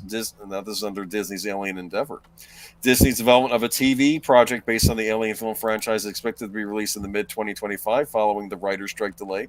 The show will be set not too far into our future and will be available to stream on Hulu in the U.S. The plot details remain shrouded in mystery, but the show is expected to explore the potential impact of AI within the Alien context. With Noah Hawley at the helm as the creator, showrunner, and director of the writer-producer, Ridley Scott serving as executive producer, the series is sure to make waves. You excited? No. What did you think of the Alien Romulus trailer, the movie? Did that show more promise, maybe? I saw it. It looked like it might be entertaining, but here's the thing: it's clearly a prequel. And again, when it comes to prequels, do we need it for any reason at all? Why is Sigourney Weaver in it? Is she like playing Ripley's mother Is or she? something? I saw her. I thought I saw her in the trailer. Maybe I missed something. Okay, but I don't know. I don't know. I don't know exactly what this is meant to be. I guess I misunderstood, but because I also saw something. It wasn't it like the proto alien from that other. Oh, from Prometheus. From Yeah, Prometheus. Yeah, and so I assumed it was a prequel, and now I'm like, you know what? There isn't even any time travel. This isn't Terminator. There's no time travel. I should not have such a hard time figuring out when the F this film takes place. Anyway, I remember it in Red Letter Media, they reviewed Alien Covenant. They ended the review with like, so the alien in Alien Covenant and an Alien series is not technically an alien if it was created by the android. Or the other guys. That's a great point. It ceases to be an alien. That's holy crap! I never thought about that. No, it was funny because Red Letter Media guys are big Star Trek fans, like TNG. So they were applying all of their scientific picking apart to Alien Covenant. It's a funny review if you ever get around to watching it. David makes a great point there. We may have been fooled. What? Or the trailer contains a lot of existing footage. I question its legitimacy. You know? I mean, I don't have the young women saying we got to do something. I don't think this is necessarily a fan production. I think this is the makers behind this, without having done anything yet, needing to market it. So they threw a bunch of crap together and throw it out there. And look, a lot of people are starting to get pissed off about all of the stuff that we're seeing in trailers that have zero to do with what actually comes out. It's like false advertising, you know? Romulus is a new movie that takes place between 1 and 2, from what I understand. Okay. When you first sent it to me, I swear to you, I thought it was some sort of a fan mashup of Star Trek and Alien. Here's what they can do now. If okay, now I understand. If Sigourney Weaver is in it, she could be playing Ripley's daughter as an older adult, and it takes place between Alien and Aliens. I didn't think about that. That is interesting. Last good Alien thing that came out was Alien Isolation. Yeah, in that game you play as Ripley's daughter, who went out looking for her mother in space when she became old enough, and she encounters the xenomorph on her own thing. So I still just, as soon as I saw that Prometheus xenomorph, I was very much put off by it. I'm like, no, I don't want anything to do with this.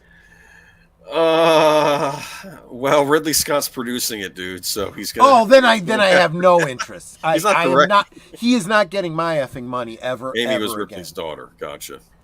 No, that does sound like a great premise, probably a good story. It could be a very good movie. I'm not giving Ridley Scott any money. No. Is this because of the whole Napoleon thing where he said history, whatever it's, you weren't there? This doesn't exist. Yeah, and I won't be there for any of his movies going forward either. Yeah, Alien Covenant. Well, anyway, here we are. Speaking of Star Trek. Yeah, speaking of Star Trek, why didn't they have the alien? Did you know that what's his name? The guy who played Chekhov. What's the actor's name? Walter Koenig, the original. Yeah. His idea. He wanted to do a Star Trek movie. I think his idea for Star Trek 5 was that they were going to run into an aliens type species that was going to kill off half the crew in a movie, and it's just that's not very Star Trek. But they ended up going with that idea anyway. I think they probably just said. And yet, the Borg are kind of like that. Yeah, but Star Trek handles its alien menaces differently. True. Like they do go through things that are actually alien and beyond human understanding. That you have the classic enemies like Klingons and stuff like that, but then you have more alien like the Borg. Ridley Scott is insane and washed up. Ridley Scott is like an in-name and only producer. Yeah, I mean, who knows? Maybe they won't be following. I mean, Did you remember what happened on the set of Blade Runner 2049? Did I ever tell you this story? I don't think so. Ridley Scott came on the set, and Denis Villeneuve said, "Off, leave. I'm directing it." He didn't want him interfering at all with Blade Runner 2049. Good. He basically had him removed from the set. You can't be here. That's what he said. Good. Oh, I forgot. I was going to show the alien picture over that story. Isn't that nice? Oops. That's from Alien Covenant anyway. I don't think you like that movie. Here we go. Star Trek. We like Star Trek. Yep. Only Chris Pine's Star Trek movies remained on Paramount Plus. Fans unhappy. Yeah. What are we doing here? Only J.J. Abrams' 3 Star Trek movies starring Chris Pine remain on Paramount Plus as of January 1st, 2024. A move that has angered Star Trek fans. The 6 Star Trek movies starring if you're a Star Trek fan, you don't own these movies though. Yeah. You know what I always say, right? Own physical media. This is your own fault if you don't. Maybe they couldn't bring themselves to buy Star Trek Generations, but they still want to have access to it. I'm kidding, because it's Star Trek Generations. That's the picture I'm using. Okay. I didn't like Star Trek Generations, but we can save that topic for another time. But the 6 Star Trek movies starring the cast of Star Trek, the original series Star Trek, the motion picture, Star Trek II, The Wrath of Khan, Star Trek III, The Search for Spock, Star Trek IV, The Voyage Home, Star Trek V, The Final Frontier, Star Trek VI, The Undiscovered Country, and the 4 Star Trek Next Generation movies, Star Trek Generation, Star Trek First Contact, Star Trek Insurrection, and Star Trek Nemesis are now streaming on Max. And now deleted posts on X. Paramount Plus explained the jump of Star Trek movies to Max was due to streaming rights. You know, Star Trek Insurrection is underrated, I think, don't you? It's okay. It's like an episode of the show, at least. In a lot of ways, yeah. I was going to say it's a lot like Star Trek V in that when you rewatch it, yeah, there's some weak points to it. It's maybe not the best. It's not grand and epic. But if it had been a TV show, yeah, it's an okay episode. A good 2-parter, yeah. But of course, it then brought up the thing on Picard that why didn't Jean-Luc Picard just go back to that planet and hang out there after he retired from Starfleet? Well, because he wanted to go back to the vineyard. He wanted to go.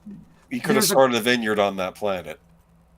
Yeah, but then it wouldn't grow the grapes right. No, it wouldn't be. Yeah, it wouldn't be his. It wouldn't. He had a girlfriend waiting for him on the planet, and he would have been younger, aged down to like 30-something years old. What's interesting is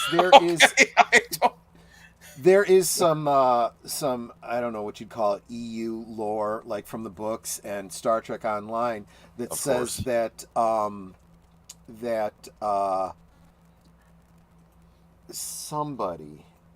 some relative of Picard's took some of the grapes, went to Mars and petitioned the local government on Mars to the land that he had purchased, rename it, what is it, Picard or whatever. It's the same kind of concept as champagne. If it doesn't come from champagne, you can't call it champagne. It's it's just sparkling wine. Same thing. He wanted his wine to be able to be called whatever. So they renamed a section of Mars to do that. Anyway, it's a whole side thing. But anyway. All right. Well, I'll have to look into that. I'll have to see if that's still canon or not. Probably not. Nothing's canon anymore. Okay. Let's see here. Golden Globes update. Supporting actress, motion picture, Divine Joy Randolph, The Holdovers. I keep hearing good things about The Holdovers. I've just not seen it. I have no idea what you guys are talking about.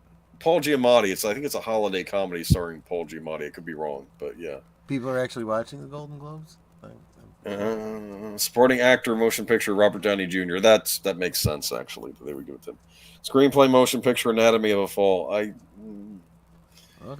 Okay.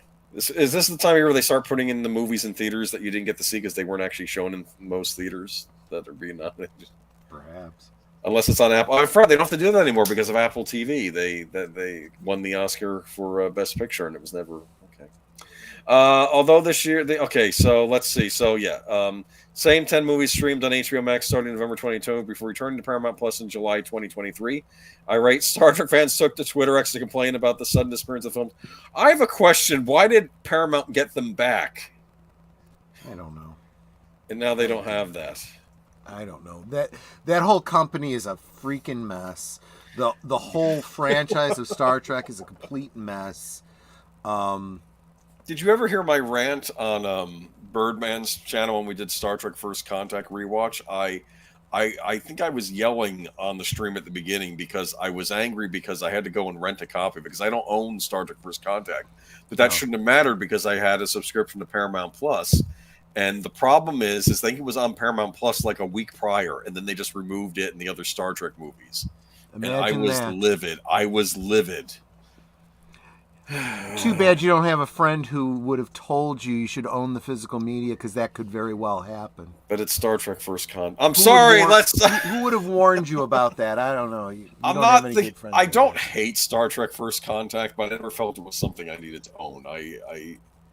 I don't like the concept of the Borg Queen. They got a good actress playing her. I'll give it that. But I like the Borg as a. When they gave the Borg a human face like the Borg Queen, they actually felt less alien to me. I agree. Although, let's She's a good face actress, it. though. I'm not picking on her. Let's face it, though, it is a logical evolution from the Locutus character from right. Best of Both Worlds. Yes. It was this idea of we've encountered an enemy we're having some real problems with, as part of integrating their cognitive and biological distinction to our own. One of the things these humans seem to have is this focus on individuality, and so we need a single voice, one of theirs that they respect, to speak for us, and that will be, this Starfleet hero. Yes. And it makes there is an implied subtle horror to it. If you I almost thought that was to demoralize Picard Starfleet too, wasn't it? There's that element yes. too. Yeah. That is, it's not overtly said, but it is implied. And when you hear what Picard says, after they get him back, what he went through, and then you watch the very next episode, you realize this is someone who has some true PTSD. Oh, yeah. And that comes up again in First Contact. There's good stuff in First Contact. It's the best of the TNG movies. I actually like Zefram Cochrane. I thought he was a good addition to this. I thought it was a great take on Zefram Cochrane. That is one of those ones where it takes canon and just twists it a little bit, and you're like, okay, this doesn't fly against canon, but it makes me rethink how I interpreted that canon. Do you remember when Riker was making some famous quote about the measure of a man or something, and he's saying, "What idiot said that?" He said, "That was you."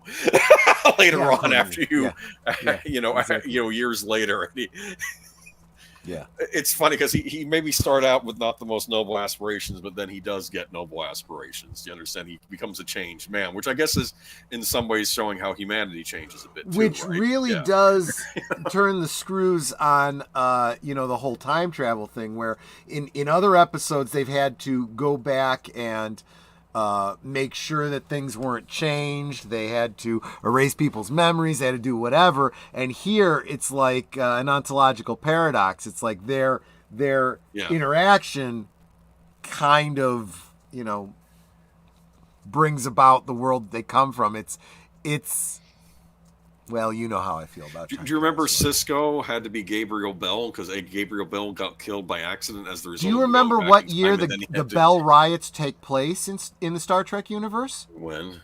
2024. Well, there's still time then. Yes. Exactly. Anyway. And wasn't that in California? Yeah, I could see that happening still.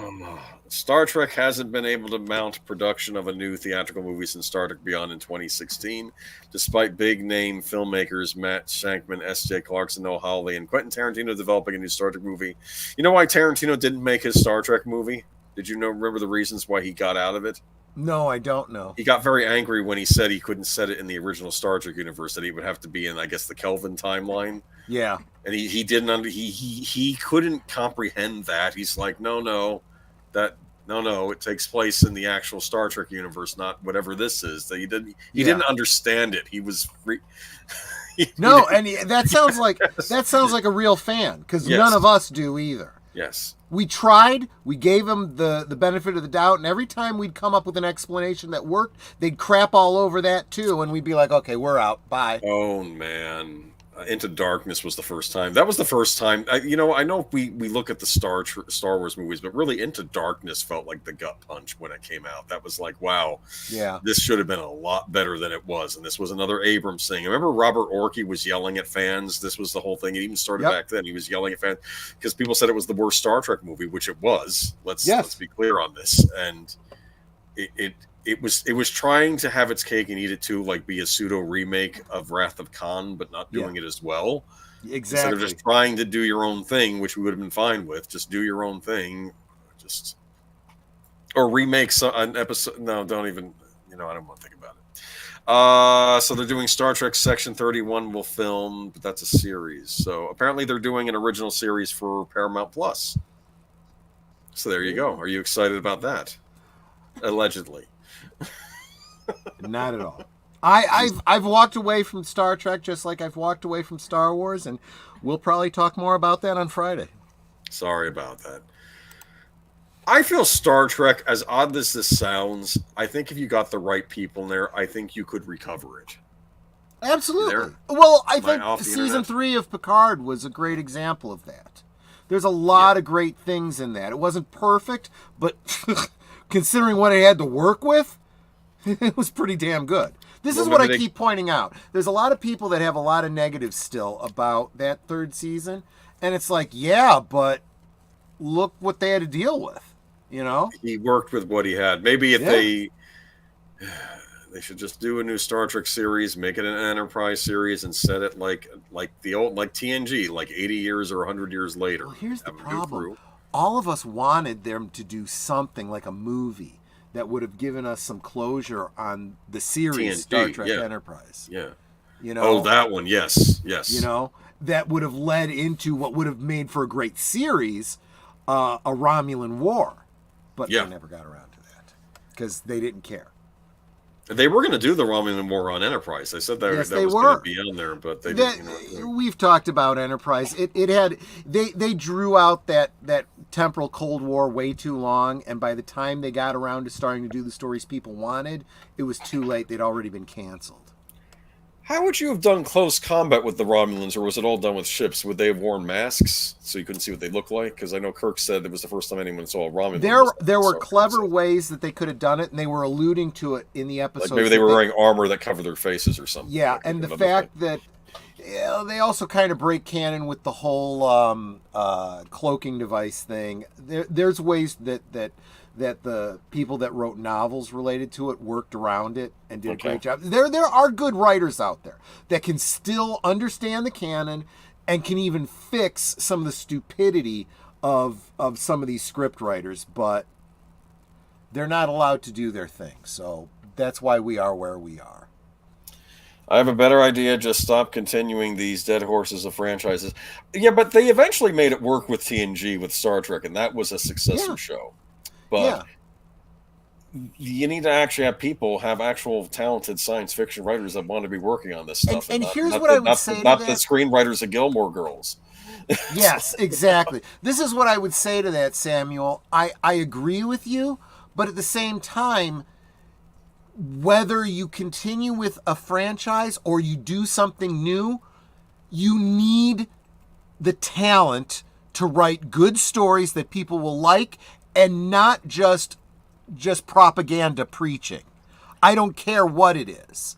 So, that's not what we're going to get, even if they go and they do something else. Yeah. The guy who did Picard Season 3 said on the Shut podcast that he had ideas for doing a movie with Bakula set in the Pike era, dealing with older members of... that might have been Again, that's a great example of he understood the canon. He could do great stuff if they would just... Terry Matalas is the guy's name, by the way. Yeah. But anyway. You want to close out with a white pill, or maybe a gray pill. Let's just close out with fun. Let's be nice to a kid. That's what I want to say. Let's do that. Not like that one Australian news lady said. I'll tell them to go out and get some sun some more. You know something? Everyone bashes video games. They always bash the things you love. Have you noticed this? Whether it's action figures, video games, comic books, it's the look. He did something no human being did before, and he's only 13. Cut him some slack. Yeah. All right. I think it's kind of cool. A 13-year-old in Oklahoma is believed to be the first person to beat Tetris since the game was released more than 3 decades ago. Expect him to get a VHS tape from Billy Mitchell where he holds up a newspaper and shows the kill screen. I'm kidding. I'm kidding. Oh, dude. It'll come in the bell right after he's doing the excited line, and then he gets it, and then Billy Mitchell's just smiling at him. I'm kidding. God. Previously, only bots powered by artificial intelligence had forced the game popularized by the Nintendo Entertainment System and Game Boy consoles to the end of its kill screen, where its signature blocks are falling so fast that the game itself can't continue. In a video documenting his feat and posted on Tuesday, the Oklahoma teenager known as Blue Scooty online and by his legal name Willis Gibson plays for roughly 38 minutes and reaches level 157 before saying, "Oh, I missed it," believing that a misplaced block scuttled his attempt. But he recovers, and as blocks zip downward, he says, "Please crash," and completes another line of blocks. And the mechanism of scoring points in Tetris, the game freezes the de facto victory, and he says, "Oh my God, yes, I'm going to pass out. I can't feel my hands." His score read 999,999, all nines. Wow. Vince Clemente, president of the Classic Tetris World Championship, told the New York Times, "It's never been done by a human before. It's basically something that everyone thought was impossible until a couple of years ago." The game was first released in 1985. Willis played on a cathode ray tube television, practicing roughly 23 hours a week, according to the Times. So this means that this kid was playing on the genuine hardware with an actual cartridge on an actual old school TV. So don't say he was faking it with some emulator. Right. Willis dedicated his win to his late father, Adam, who died last month. I'm sorry to hear that. According to 404 Media, Willis had become one of the country's top competitive Tetris players since he started playing just 2 years ago, employing a newly popular technique of manipulating the NES controller known as rolling. He first saw the game on YouTube where he posted the video of this triumph. He told the Times. What's rolling? I don't know how to roll. If I understand correctly, it has to do with, like with your 4 fingers as opposed to, I don't understand it, but then I don't have that kind of manual to begin with. Rolling is the new chipmunking of competitive video games. I'm kidding. You ever hear that? That was something I heard on a comedy site. Like, don't you dare chipmunk that in the pie eating contest. You know what it means? Like you put all the pie in your mouth, but you don't swallow.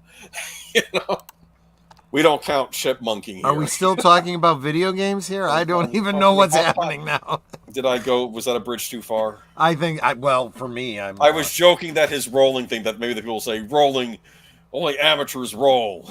Okay. I'm kidding. I'm just joking. Look, congratulations to this young teenage boy. Absolutely.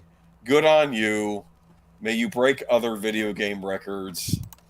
What's the next big puzzle game that he could do besides Tetris? Tetris is the big one. Clax? It is the 90, and it's time for Clax. Remember Clax at all? I remember the name. I'm having a hard time picturing the game, though. Actor, musical comedy, Paul Giamatti, The Holdovers. I need to see this Holdovers movie. Everyone is talking about it. It's like a sleeper hit. So good on him, huh? I think Boomer needs to work on that joke. Yes, well, they can't all land, Matt Newey. I'm doing this live. They can't all be winners. You got to expect that sometimes. That's actually an old Marx Brothers line. Oh, my goodness. All right. It's a new year, new attitude for the Geeky Geezers. Are we done early? What is going on here? Yeah, we made it through. We may make it on time. What do you got going on this week? What you got going on tomorrow night? Oh, actually, no. Tonight. Maybe at we should midnight. finish off tonight. I was just. I interrupted myself tonight at 5 after midnight. I the other guess side it's fair of for you to midnight. interrupt yourself. I mean, that's okay. Deleted scenes tonight. Let me see what in like less than an hour, I think. Let me refresh. 74 minutes over on Deleted Scenes channel. The other side of midnight. It is number 34. No other title. So we'll see what the topic is. Number 34. Okay. Interesting. But I don't have anything lined up for tomorrow night that I'm aware of. But Tuesday night. Where are we going to be Tuesday night, Agent Boomer? Sparkwood and 21. We're going to be at Sparkwood and 21 in And the the beautiful town of Twin Peaks. Twin Peaks Season 2, Episode 2. What's the title of this episode? Do you know offhand? I don't offhand. Okay. I haven't looked. But as always, we'll be doing a deep dive, and we will have the Cosme link up so you can watch the film or the episode along with us.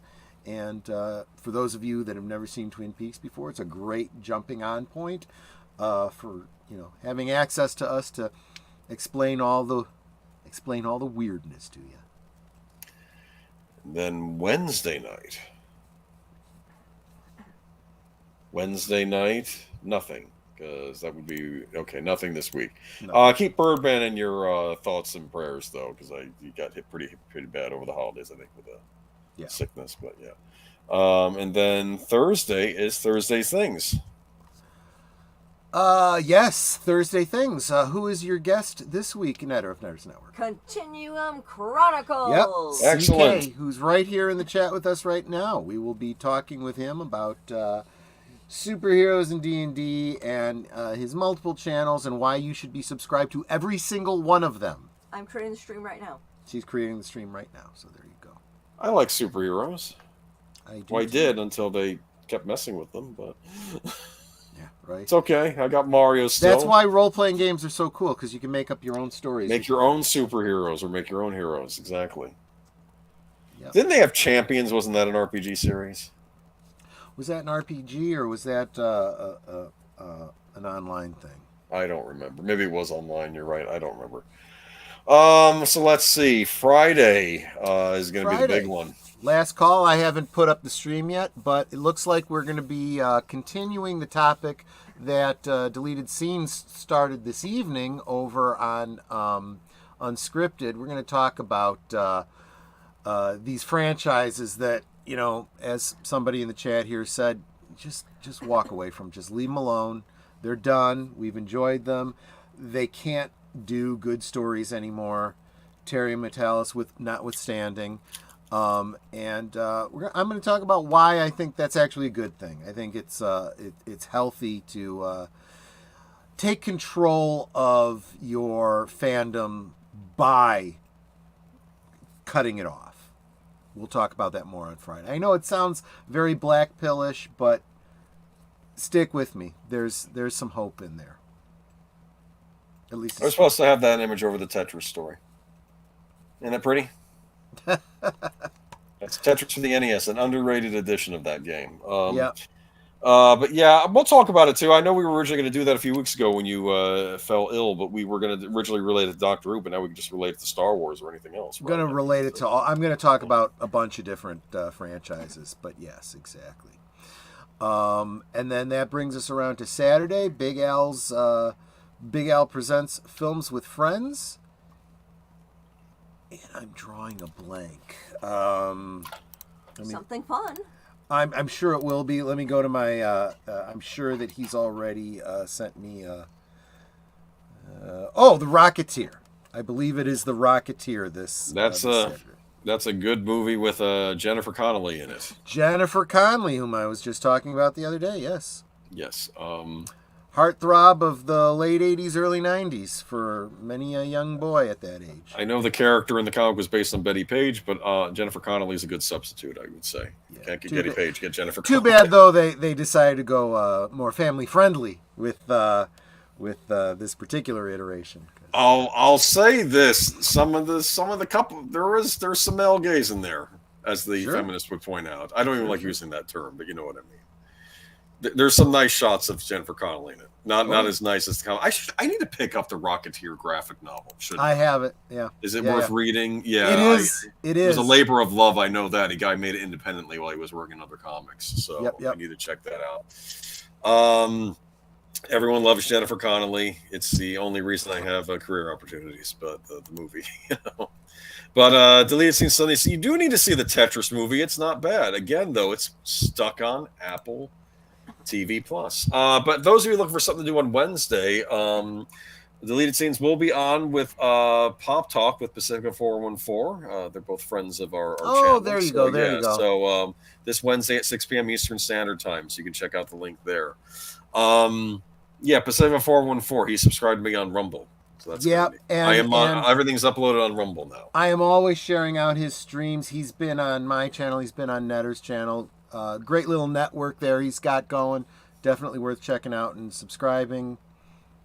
There you go. Alrighty. And again, this is where you're going to be, in about an hour. Yeah. So yeah, definitely check out The Other Side of Midnight, and that will bring us around Sunday. I'm sure there'll be a deleted scenes. Why do I always forget the name? What are we saying about deleted? The pre-show. The name of the pre-show. Oh, Unscripted. Unscripted. Why do I always forget that name? Okay, Unscripted with deleted scenes. And you can check that out next Sunday, and that'll catch us up to Geeky Geezers next week, where one of the stories we'll be talking about is a favorite movie of mine that got a very nice Blu-ray release right around Christmas time that I was not aware of. So we will be talking about that next week. And I believe deleted scenes, verify with me, or I can verify with you on Tuesday. Is next week the Oscar talk, or are we waiting, or is that the following week? I have to, let me look at a calendar. So next week would be the 14th. Didn't he say it was like the 15th or the 16th they were going to be announcing him? Okay, so I'd make it probably the 21st. It's the following week. You know, it is the 21st. I thought 21st was 12th.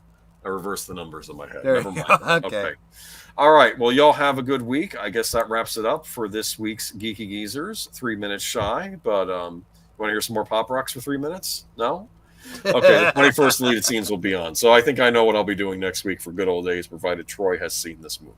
All right. Catch you all later. Bye-bye. Bye-bye.